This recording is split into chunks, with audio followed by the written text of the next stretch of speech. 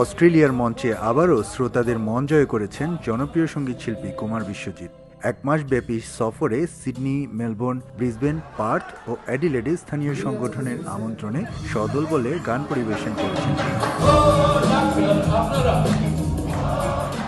2022 সালে কানাডায় একমাত্র ছেলের সড়ক দুর্ঘটনার পর তিনি বেশ কিছুদিন সঙ্গীত জগৎ থেকে দূরে ছিলেন। ছেলের চিকিৎসা ও পরিচর্যার পর আবারও মঞ্চে ফিরেছেন এই গুণী শিল্পী। এবারে সফরে তার সঙ্গে মঞ্চ মাতাচ্ছেন শিরোনামহীন ব্যান্ডের ভোকাল তানজিদ তুহিন ও স্থানীয় শিল্পীরাও। অস্ট্রেলিয়ার বড় শহরগুলোতে কুমার বিশ্বজিতের কনসার্ট ঘিরে সপ্তাহান্তে জমে উঠেছে উৎসবের আমেজ।